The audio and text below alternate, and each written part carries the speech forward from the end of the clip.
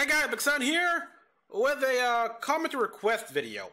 Here, this one was requested by me by commenter yesterday to react to, and it's the evolution of robot and mecha anime openings from 1963 to 2024. Yeah, sure. Oh boy, this is gonna be copyrighted here, but there are a lot of mecha animes that just fell to the wayside, especially like in the 70s and 80s or stuff like that. They kept coming up with various mecha upon mecha anime that just a lot of people forgot exist here. Certainly never appeared in Super Robot Wars or anything like that. And I only found out about them because other people have done the research, because I'm too lazy / busy to find out all about it. Yeah, rather just sit back, relax, let other people do the work for me, because yeah, I got other things to do. Anyhow, so yeah, there's a lot of classics here. We're starting with pretty much the one that began it all, Astro Boy, the boy of the future. I think that was the whole catchphrase here, but was that Tetsuyo 2028 here? Either way, it's like, but yeah, Astro Boy was. It was one of the earliest animes ever here, like Astro Boy, Gigantor, Speed Racer.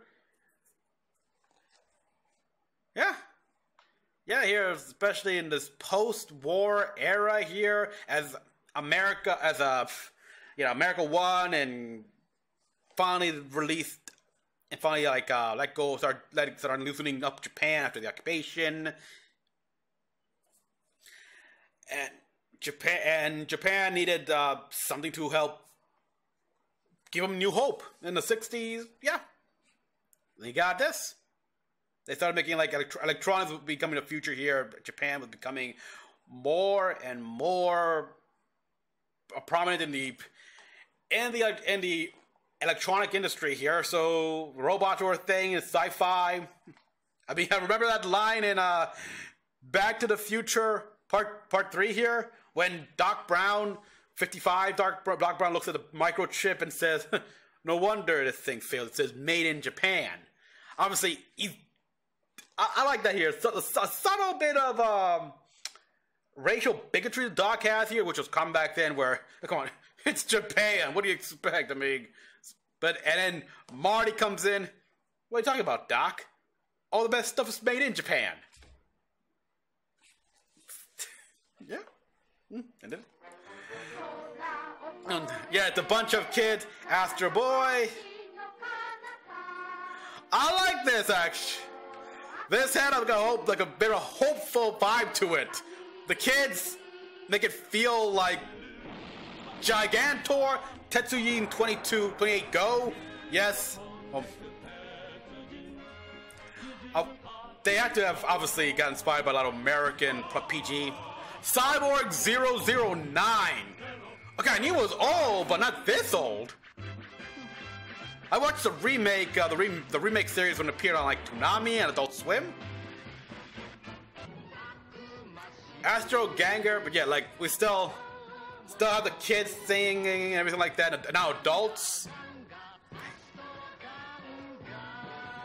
Astro Ganger, having the name Mazinger. Much more epic sounding here, because Mazinger Z can always be seen as Japan's Superman at the time. But they still obviously do the whole thing where the theme song had to have the name of the mecha. Neo-Human Casher.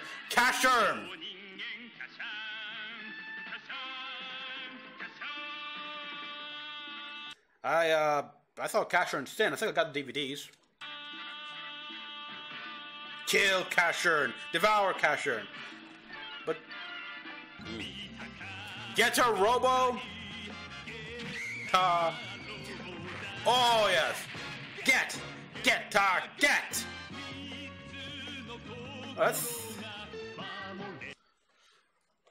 one, Getter Robo definitely had a lot more, was more violent here. I mean, we saw a monster get blown up here, and that's the thing as well. Getter, it was a lot more violent from what I remember here. From what I hear, or what's that the recent stuff here, but at least the manga certainly was more violent. UFO Robo Grandizer, which that show is popular in another. I don't know that. Yeah, I know it's popular. It's the new Grandizer U, which I got down with that game. Okay, I started adding like the sound effects of the mechs, of what they do. Very nice. Space Knight Tank Command. I knew about this, but I never saw it here. I'm more in Tank Command Blade. But obviously, you can tell, meant to be heroic and everything with the bright colors. It's almost like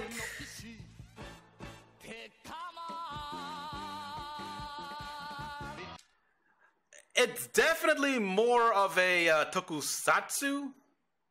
Almost like, obviously, taking more from the Super Sentai series, which, yeah, Super Sentai was a thing even back then. Like, I think it started like 60s, early 70s. Oh boy, I forgot.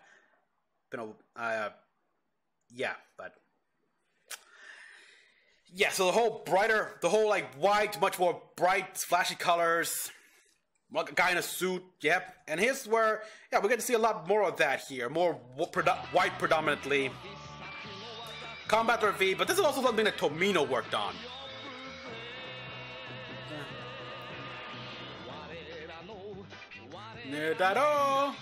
Combat RV! And a lot of these old mechs are making a comeback. Like with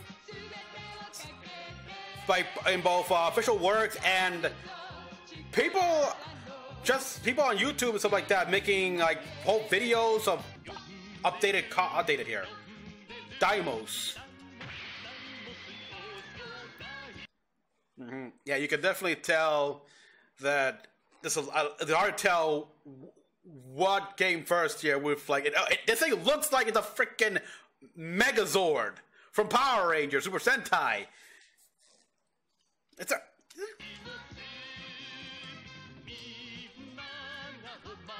still have the cheery song. No. Okay, now we of course got Gundam here. This song. This was a bit of a holdover here as we enter the 80s here, which things got a little bit darker. I mean, I know that, but it's still obviously the song. You wouldn't think this show be that like done of that some serious tone with the horrors, tragedies of war, and just the effects it has on people by listening to this song. Yeah. Hino, Hikaru, Busero, Gandamu, Kiro, Senshi, Gundam. I like the version that they aired, the little original opening they did in during the Jabro. But yeah, a lot of things as well were Tomino didn't even want this Gundam to look the tricolors like this here, the white, blue, red. It wanted to look like a more military vehicle thing here, like what they made it the RX-78-1 look. But still hold over the time when, it's got to be like clearly he's a good guy, he's a hero mech, stuff like that at times, like of his other works, so they kept it. So I had to make this.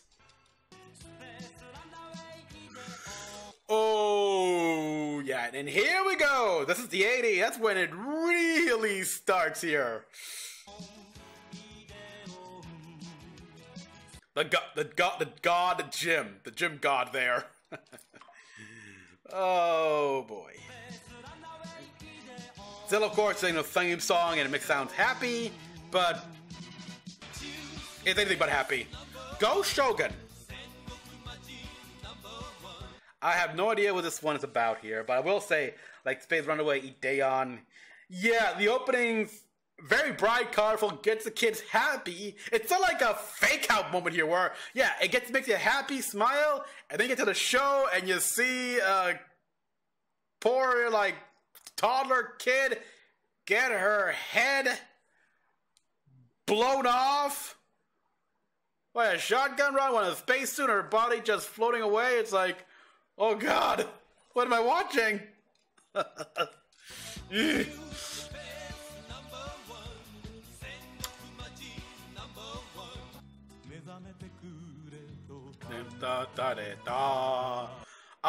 Now we see the transition here where the song is, instead of like a high pitch, it's almost melancholy sounding, but still Marku Ross.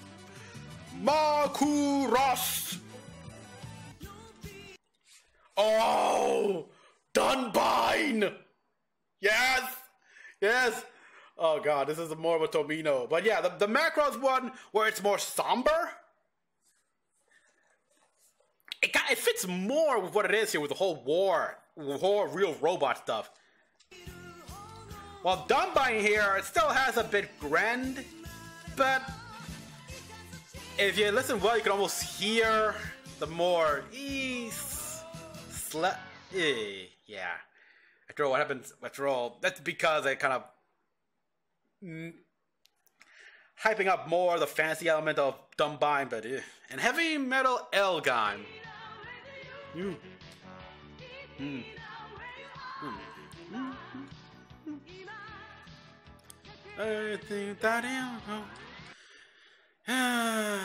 know, I never finished that series. I started watching it, but I don't know. I just stopped. I know for a fact I started watching this after I finished Macross 7.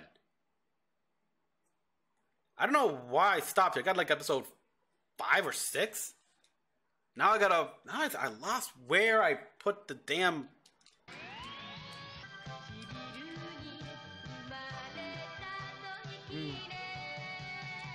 Say the Gundam.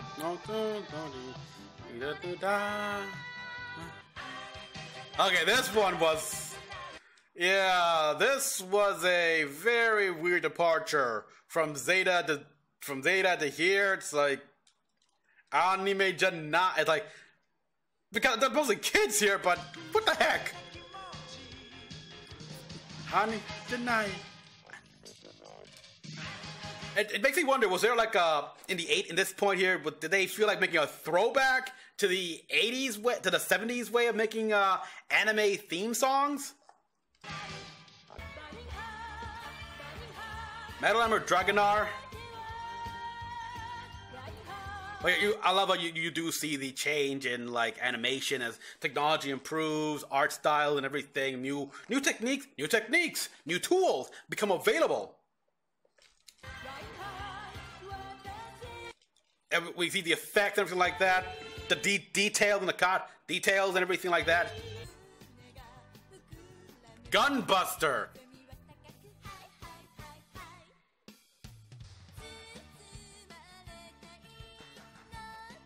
Active Heart.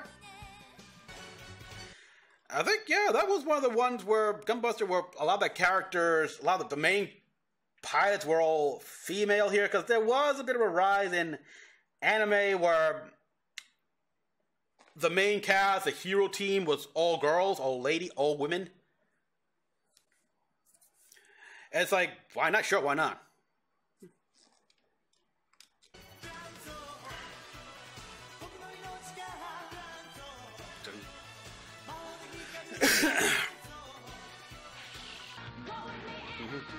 Brave X Kaiser. Okay, yeah. 90. Oh, yeah. We really see the difference between 80s and now here with how much more sharper and crisp the scenes look.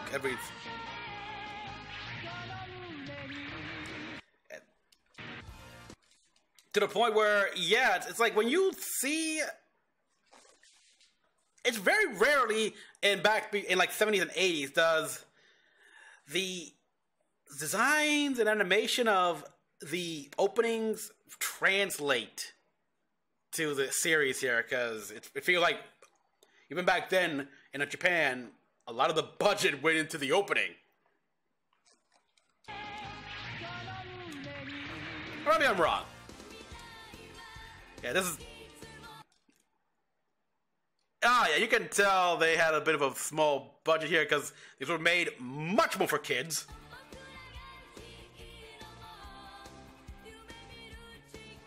In fact, but the studio that the people that made this, I wouldn't be surprised if they eventually went on to make Metabots. Take him, blade! Oh! Yeah, like a lot more sharp, a lot more detail. You can see a lot more of the like the chips on mech, stuff like that, the dents. Ah, let me be the way. 1982. Victory Gundam. Oh, I'm not to the victory. Isn't it all the you like that? Yeah, it certainly is fun, isn't it? It looks fun here, and we had some very weird, like, insectozoid mechs, insectozoid mobile suits, stuff like that. And he's like, oh, it's like a bunch of, it's so fun. And oh boy, yeah. Uso sitting down in the hangar with a helmet. Oh, that's yeah. Magic Knight Ray Earth. I haven't watched it. It's getting a remake here. I got the box set, but I never sit down and watch it. I don't know, and I've seen the manga. Read the manga.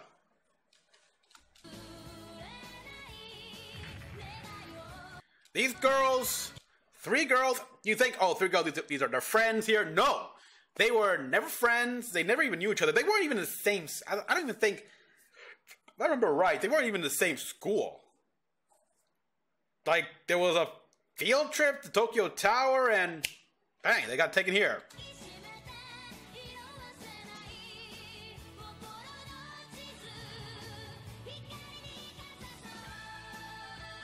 God damn! Oh, God, the cruel angel thesis. Oh,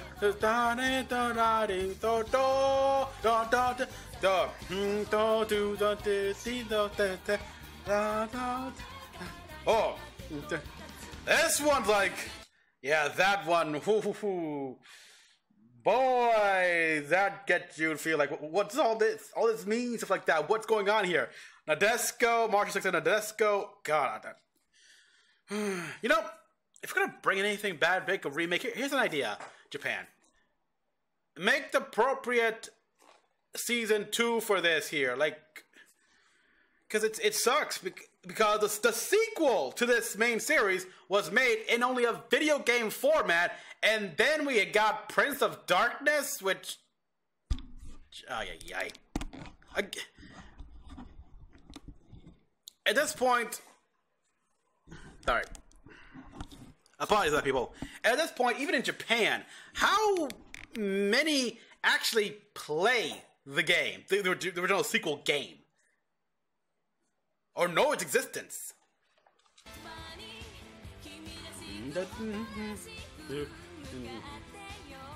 Yeah.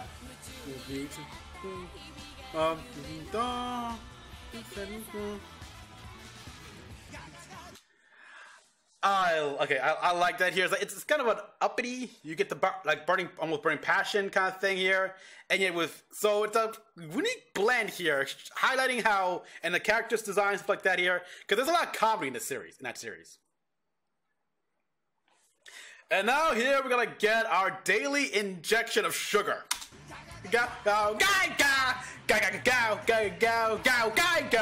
Final fusion. Yeah, this one I got, like, just inject a whole lot of sugar in your veins. Just inject a whole bunch of sugar in your vein, because that revived, essentially, the super robot genre.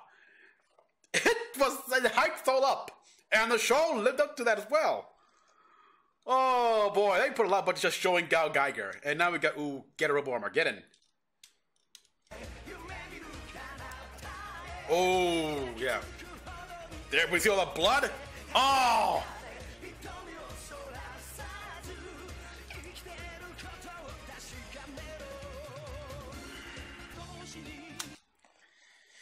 Yeah, that was intense. The opening of Armageddon was exactly what it should be. It was an intense, dark. Like we saw it rip a monster apart, blood gushing out, and just the eyes, the eyes, or something like that here. Like they look mean. They look mean, serious, goofy, mean but goofy looking.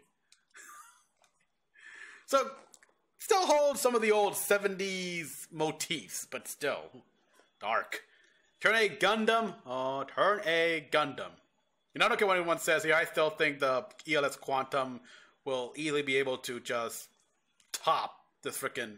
Oh, release Nano Machines? Lunch! Lunch for the ELS!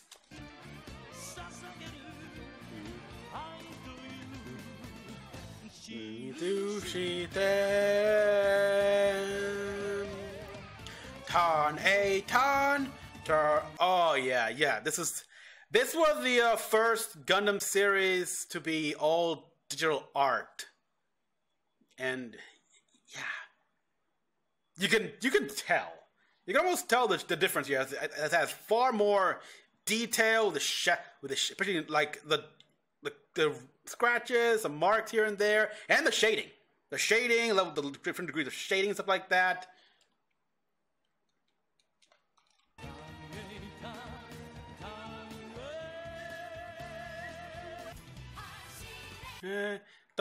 Sakura Wars 2000s. No, Japan, do me a favor. Give us these games. I still gotta give me Shin Sakura Wars actually for the PS4. Oh, but by the way, I did also do a reaction to the anime Shin Sakura Wars, so I gotta put that up eventually. Whip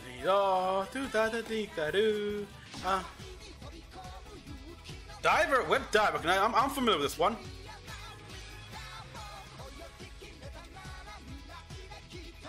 Obviously, we're seeing this soundtrack is very different from all the others we've seen here. It's like new music comes in, getting with times. It's like, wow. Now it's more like fast pace. Which next year as well here, like all the scenes we're seeing here is happening almost at the same speed as the sound, as the music, a soundtrack.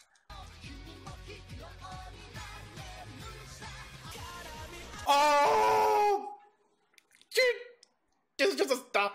Okay, I just gotta say, I'm nostalgic gonna speak to me here because I'm just gonna think this is awesome. This is awesome. Period. Everything's perfect. Team Revolution.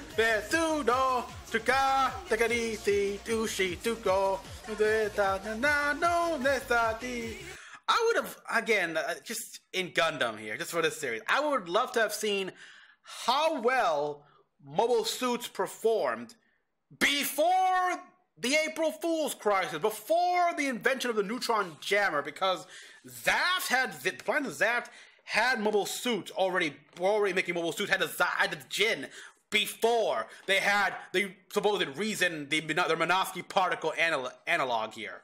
So, yeah, like how did the Earth Alliance handle Zaft's Jins before N-Jammers were a thing?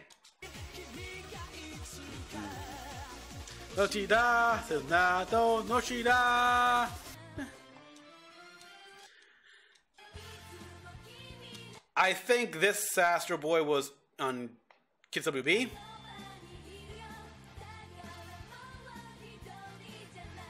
Astro's sister there, and it's nice.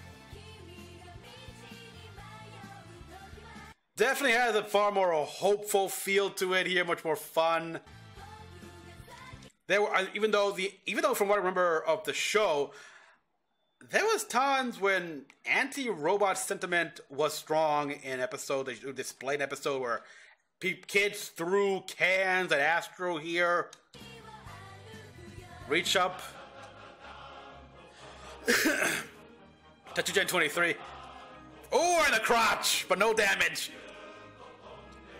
Oh god, I love this. I love it. Again, yeah, because there was a small. They were reviving old show, like their legacy shows, and to bring them almost to the modern age, but still sticking to like what it was, like how analog. Like when we saw those freaking guys with Tommy guns, and like the cars even look old age. But yeah, almost noir. Tetsujin. If anything, like let me compare it. Tetsujin, because this is the original song, isn't it? Let me see. Okay, we are currently in 8:49 here, so let's see. Yeah.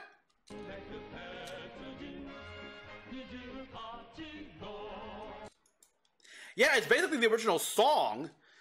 They took the original song, but they just changed. They changed the no. It doesn't look like they changed the lyrics or anything, but just they just took a different beat to it.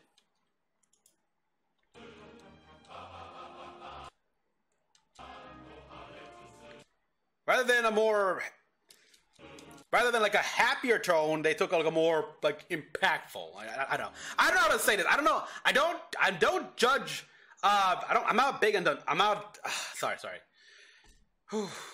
Let me breathe here because I'm taking a while here. But look, I am not a judge of music or anything like that here. I listen to what I listen to, and I don't criticize or anything like that. If I like it, like okay, I sit back, relax, enjoy it. I don't like. I'm not familiar with how the way you go about singing it. How do you call that? But yeah. I do like how they brought this song to almost the 21st century without changing anything, just give it a new feel. Oh!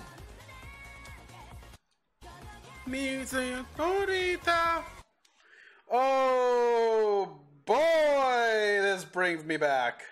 I have the DVDs. I do. I remember I loaned them to a friend of mine. She liked it.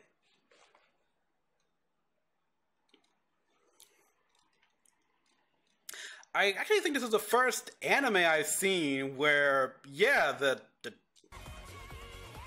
these two were clearly lovers. Yep.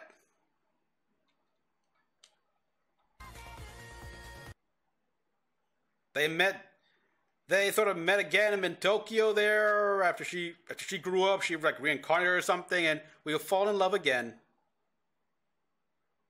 It's like, and the whole thing where she was like from a rich family. This one, she was rich family, stuff like that. And there was a guy here. This guy who was also from a well-off popular. They're both popular boy, popular girl. Everyone in the class thought that those two would get together, but really, the guy liked her, and she really liked her, because when they first met, she had no idea who she was, and that Kazaki no Mito, oh my god. The song. And there's like a whole villain of the week kind of thing going on where they come back. Aquarion.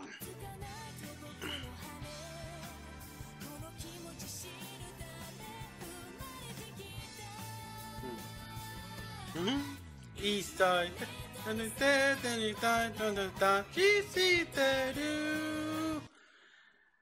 Yeah, again, the theme song doesn't exactly encapsulate what the entire brevity of the show. Whole thing, humanity's pushed on extinction because these guys, apparently these angel guys who eat humans. It's not the case of they're evil or malicious about it. It's just like, it's a fact here. It's no different than how pandas can only eat one thing, one form of plant life here. These guys, yeah, like, hey, it's almost like Galactus in a way. Like, they gotta eat or they die. There's a whole legend about Solar Wing. Who is Solar Wing? Everything like that. All the humans think it's one of them. But in the end, Solar Wing was Aquarian. It wasn't a person. It was that. Kind of like human arrogance showing there. It's like, look, yeah, they're not special here. Solar Wing's Aquarian here. Each time name, I never saw the sequel series too. Like, wasn't that a sequel series? I gotta see that. Yep. Colors, yeah, you can tell as well. My God. Much more upbeat, much more louder. But it's also just how far we've gone from animation, limited motion. Now we got all these effects going on, these movements. Oh God, I love that. Look, just look at that. I don't know why, but look at that here with a button. You can almost tell what material everything is made out of from the openings here. Like that, like that button, like that's nothing solid. That's like a rubber. That's how far we've gotten. We can actually tell, give animation and certain little nuances to certain materials to make them stand apart from anything else here. Like, you can tell what's hard, metallic, and what's like a soft, almost cloth-like or rubber thing.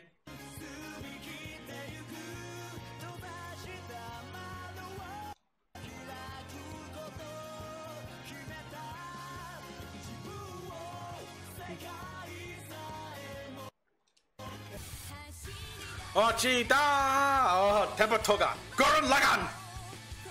Let Gurren Lagann win in the death battle! They bet Gurren Lagann better win in the death battle against White Lantern. The drill that pierces the heavens!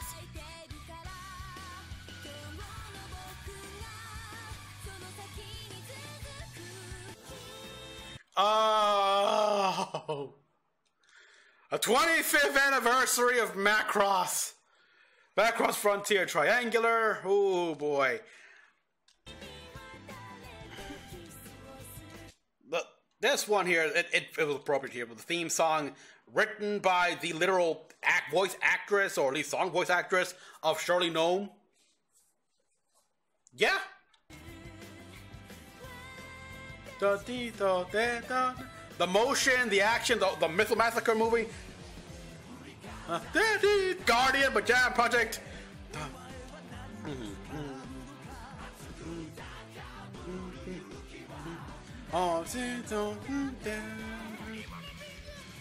Yes, you vectors, Daxon. The Jam Project. Why couldn't they continue the series? They got this, Divine Wars, and they're gonna keep on. Oh, Guilty Crown.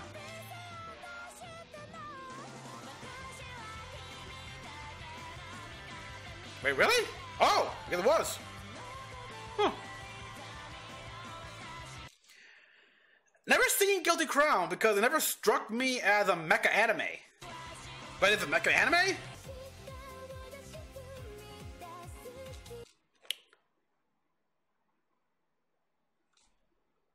Huh. That's actually been on my list for a while, but I never got around to watching it. I think do I have the DVDs? God. I gotta say, talk about my DVDs, it's been a while.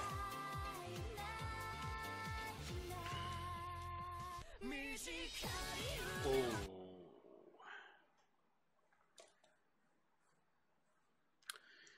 Yeah,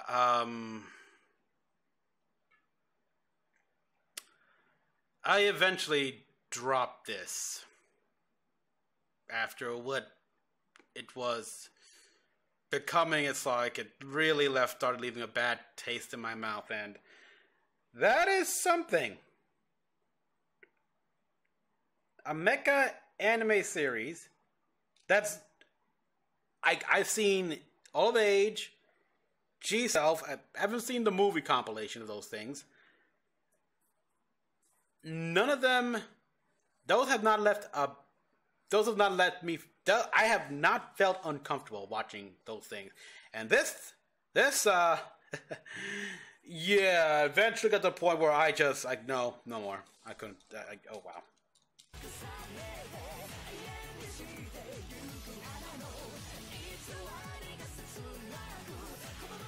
Star was cool though. Preserve Rose. Oh yeah, this one either here. I don't know why. There's a time period where things were getting kind of icky, uncomfortable. Not a Mizuki. Oof. Even though I do like the Mecha, the freedom, the Master Action Freedom Gundams. I should have loved this series. But oh, man on a mission with your flag. Yeah, this one did a good job here. Where's your flag? Like, where's the flag here? Your flag is the finest one that here, and the mechs. Oh, hit them hard. No beam weapons here. Like, this is a big thing where we see a Gundam series where they're using all physical weapons. We don't see any beam sabers, no beam rifles, nothing. Just all projectiles. The Gundam is using just projectiles. Delta, yes. I like Delta. I love Delta here. People complained about it's going all magical girls at. Look, they explain it's all technology, hologram tech. They've had impressive ass hologram tech. We saw display in Do You Remember Love? Like those platforms people can stand on to have full-on suits appear overlaid over their outfits. It's like, and this is Metroid. We saw how it is here. It's pretty sexy too. But this was also, they were following the trend as well here. At this point, idols were a thing here. And Magical Girl was making a bit of a comeback, so let's incorporate that here with the idol stuff and use incredible technology we've already shown. And all the way to the frontier here. I mean, heck, just look at how Shirley Noam was able to quickly change outfits while in concert here because she was wearing a holographic suit to show all that stuff. And music has always been a thing in Macross. That was a big thing and always been in Macross. So perfect.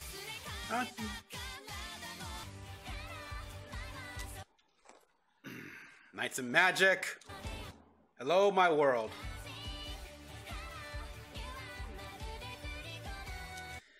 This song actually, Hello, New World. That title can work in any isekai show. And I like it, and I do like how this was used here much more. Works best here because I know the main character here. He was a Mekotaku reincarnated into a fantasy world with our freaking robots. So, dream come fucking true. The only problem is this show, it got done dirty. With the only 12 episode. There was a light novel going on, which was going on for longer first here, which had a bit more done here. You could have had the first season be all about the engineering side of things here. I have wanted that for mecha anime in a while here, where we see the engineering, the how-to, them making the giant robot here. In this case, Eddie here, Ernest, making his giant robot here, improving, modifying, making the Ikaruga there, which I have as my alert on my subscription for YouTube subscribers in Awakening. On my freaking Streamlabs here when I stream. I want that.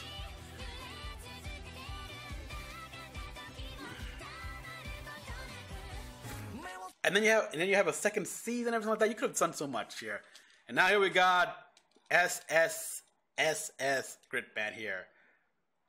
Which I gotta admit, I do like how Japan did this here, because those 4 SS is a tribute to the Western version of Gridman here, Superhuman Samurai Cyber Squad. It's cool actually, because I guess after the whole deal with the Build Burning Gundam, they were curious, like, wait, I did not know that they switched the God Gundam's name to the Burning Gundam over in America. I guess they learned a bunch of stuff. That's my head here, canon.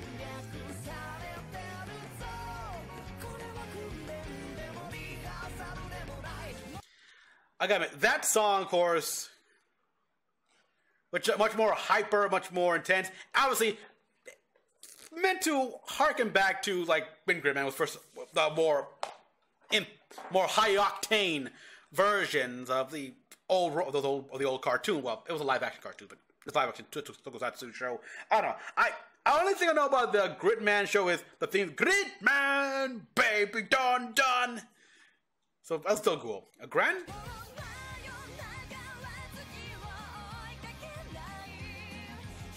What?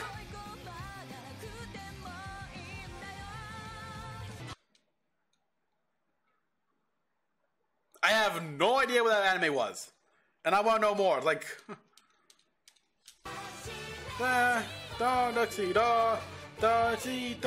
Again, saw this. Recorded my reaction to it. I got posted up. Loved it. Gotta play the game. What I didn't know at the time, though, was that the animation was a sequel to the game. Like this is sad that that animation was set after the events of the game. Did not know that. Dynazenon. Imperfect. Masashi Ocean. Still catchy. Oh. Yes.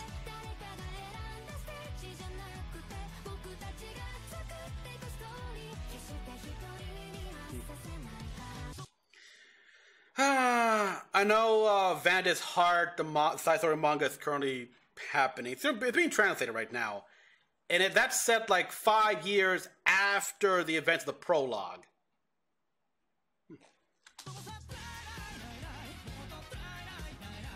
Oh!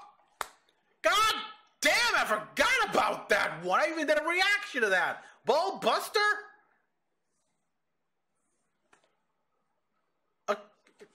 One second here, people.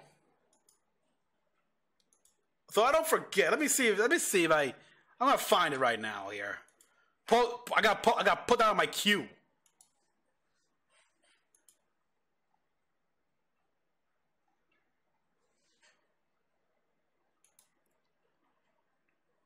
Yep, Young Engineer. Here we go. Ballbuster. On my queue, right there, so I can remember to watch that.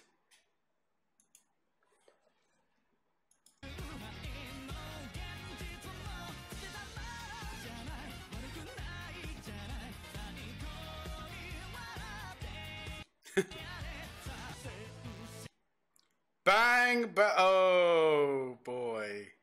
Yeah, I should.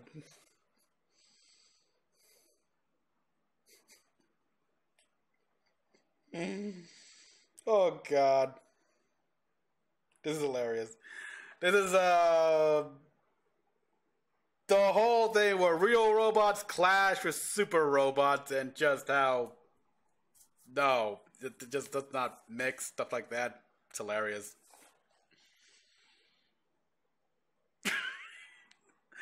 I recorded the first episode and stuff like that, and I mean, I liked it, but it's one of those things where I gotta watch this. I gotta try to finish watching this here. It's like.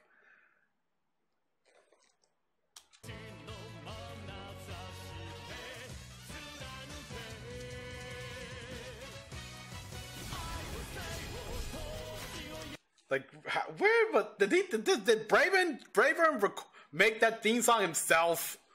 Because I know that something like I was playing in the cockpit, and even that guy was commenting, "Where's the song coming from?"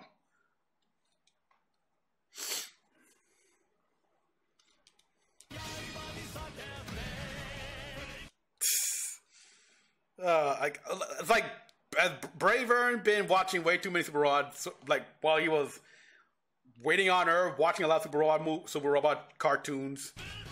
He has been happening. He has actually, hasn't he? God damn! Oh wow! Yeah, the whole. So yeah, we saw the evolution. We went a long way here. It's like nobody does the whole Like,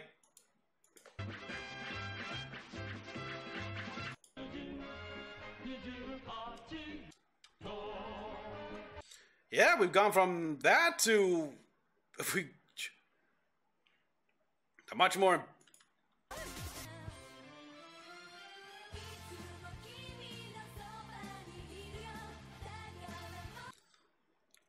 If we look, if we hear that all off.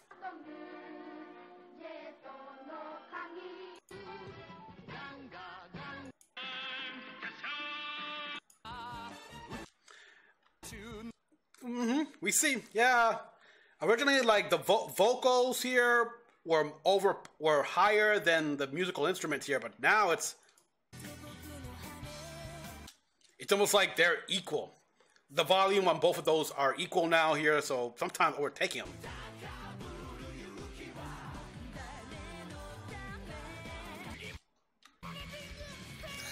You don't care. Oh god, Jam Project. I gotta love Jam Project. As the new times change, new music genres came up and everything.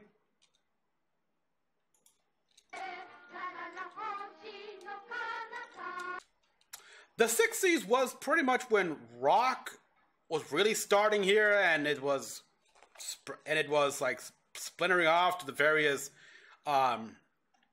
genres, subgenres here. Like, we got hard rock, soft rock, metal, death metal.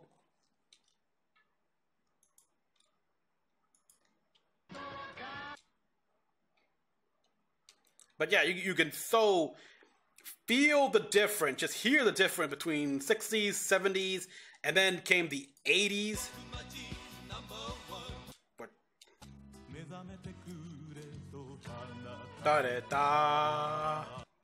especially as the mecha genre really began to splinter off into from super robots to real robots, and then and of course things like like Dumbine here, which was let me put it up here, which was the still unofficial hybrid robot genre, which it had aspects of super and real robots.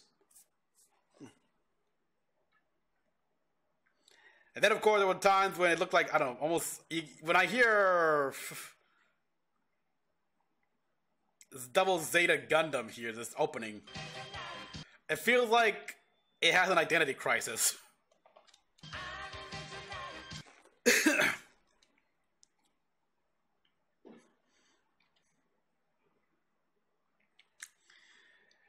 Oh boy.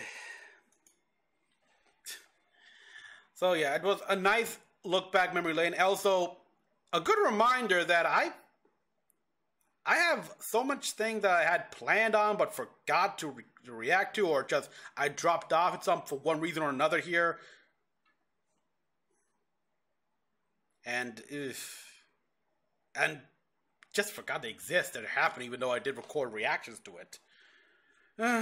So yeah, it's a nice video here. Nice, the evolution. Yeah, like from the textures here to also, let's see. Let me go back here. One thing you notice as well here is like the aspect ratio. Here we have like Gundam Seed, of course, Invoke. But let's turn off the volume here so you can take a look here. But yeah, the borders here, it's still, aspect ratio is still out of square. Like if you got one of those square TVs here before widescreen became an actual thing. And then by 2003 with Astro Boy here, with the reboot series, that's when widescreen TVs became even more common. Found in more households, and yeah. Because yeah, even though we had like widescreen for a while here in TV in homes, still a lot of people had the usual like TVs. Not even like the whole CRT, like camera had 10 pounds here. Then they evolved to flat screen but still square, and then we got the whole widescreen, which is a standard. It is unfortunate though, because they did try to give the times, if you will, here by making old shows that were square, making them widescreen, but that resulted in them having to crop a lot of the footage here, which you can tell in things like they did for Gundam Seed when they made that for widescreen, and in the West here you can really tell that for Batman, Mask of the Phantasm. You don't watch that movie in widescreen. Watch it 4x6 here, the square. It was made for square TVs. That's how it is. That's how you should watch it. This, of course, also has a problem with retro games. I feel it too, because yeah, a lot of games, those games are meant to be played in a square TV, and when you raise the aspect ratio, it crops a lot. Okay, I better end right here. We're almost an hour in. Damn, did not know that. So guys, thanks for watching. As always, comment what you all thought. Like, subscribe for more videos. What do you think they should have showed here? What other this is over the years.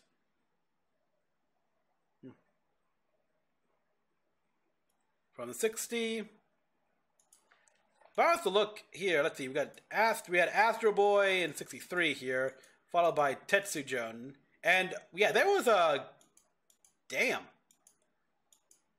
We jumped from 63 to 68 with Tetsujun 28 Go. And Cyborg 009 to 68. Whew. So, yeah, almost 5 years. 5 years, huh? Oh boy, God, something must... What happened in between those time here? I mean, was there an earthquake in Japan that delayed stuff, or... I don't know. So yeah, comment. Until the next one, this is Mecha-san, logging out.